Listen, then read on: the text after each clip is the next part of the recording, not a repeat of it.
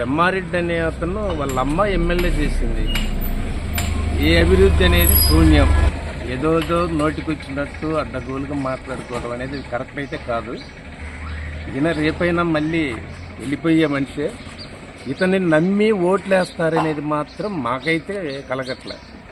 Already నాయకుల కంటే కూడా కార్యకర్తలు చాలా స్ట్రాంగ్గా ఉన్నారు. వాళ్ళ పరిస్థితులు వాళ్ళు ఆలోచన చేసుకునే ఓటింగ్ చేస్తారు.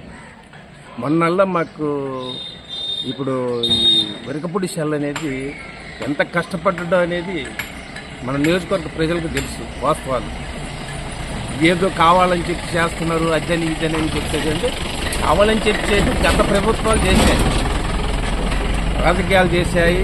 రాజకీయాల కోసం ఓట్ల కోసం ఏదేదో మాటలు చెప్పేసి దండుకున్నారు, గెలిచారు. ఓడిపోయినప్పుడు ఏమో వెళ్ళిపోయారు. ఏంది మళ్ళీ దాన్ని పట్టించుకున్న పాపన అయితే లేదు. ఇవాళ అది మాట ప్రకారం చెప్పి చేపించాడు. ఏంది ఇప్పుడు అనుమతులు రావడం అంటే దాదాపుగా చంద్రబాబు నాయుడు కానీ రాజశేఖర రెడ్డి గారి టైంలో కానీ అట్లా అడుగు కూడా ముందుకెళ్ళలే. అలాంటిది చాలా పట్టుదల బట్టి మా ఎమ్మెల్యే గారు చాలా దీన్ని కృషి చేసి దాన్ని ముందుకు తీసుకొచ్చారు. ఇవాళ 7 ఇష్టం జరిగింది, అచ్చల్లో ప్రథమ ముద్ద అయింది, అవన్నీ వాస్తవాలే కదా. మరి మార్పుగా ఇప్పుడు 2 సార్లు ప్రజలు నమ్మలేదు, ఓడిపోయాడు. గతంలో వాళ్ళమ్మ ఎమ్మెల్యేగా పోటీ చేసింది. ఆమె చేసిన అభివృద్ధి ఏందనేది వాళ్ళకి తెలుసు, యువతలకి ఈ పార్టీ వాళ్ళకి తెలుసు, ప్రజలు మొత్తానికి తెలుసు. గతంలో వాళ్ళ నాన్న ఎమ్మెల్యేగా చేశాడు, చేసింది అనేది పలాంది. వాస్తవం చెప్తున్నా, వాళ్ళ అమ్మ 5 ఏళ్ళు ఎమ్మెల్యే చేసింది, వాళ్ళ నాన్న టైంలో చేశాడు 2 సార్లు ఎమ్మెల్యేగా. మరి గవర్నమెంట్ ఉంది, ఈయన ఓడిపోయిన గవర్నమెంట్ ఉంది. ఒక్క ఉద్యోగం ఇచ్చిన పాపాలుగా ఇదిగో ఇది చేశాడు బ్రహ్మారెడ్డి, లేకపోతే వాళ్ళ అమ్మ టైం దుర్గమ్మ టైంలో అని చెప్పేసేది అనేది ఇంతవరకు మరి మాకైతే ఎవరు చెప్పలేదు, మేము వినలేదు.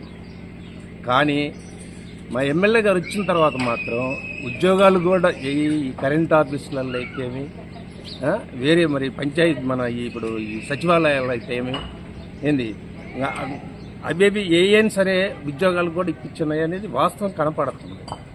చెప్పుకునే వాళ్ళు ఉన్నారు, మాకు ఇదిగో ఈ దారి చూపించినాడని చెప్పేసి.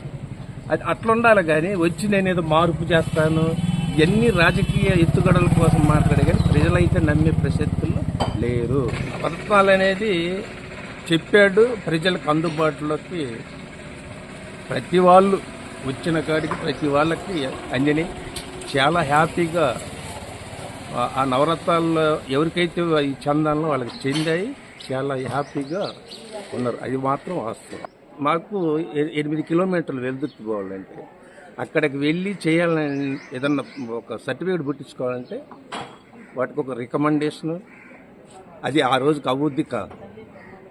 ఈ రోజు ఇంక అవసరం లేదు. అంటే జగన్మోహన్ రెడ్డి గారు కొన్ని ఆలోచించింది ఇది మాత్రం 100% సక్సెస్. సచివాలయాలు అనేది మాత్రం ఫుల్ సక్సెస్. రామకృష్ణారెడ్డి గారు కంపల్సరీ, ఇది ఎవరు ఆపలేరు. మాది మాత్రం ఏముందంటే అసలు చేయాల్సింది చెప్పి చేశాడు. జనాలకి అందుబాటులో ఒకటి కాకపోతే ఒకడు, 2 అన్నదమ్ములలో ఒకటికి ఏదైనా పన్నెండు బయటికి పోయినా ఒకటి దగ్గర ఉంటున్నాడు అందుబాటులో. ప్రజలకి కావాల్సింది చేస్తున్నాడు. కావాల్సిందేంటి, నువ్వు గెలిస్తేనే నిలబడతావు, లేదంటేనే వెళ్ళిపోతావు. నువ్వు దిక్కు లేదు, దేశానం లేదు. ఇవన్నీ ఆలోచించరా జనం?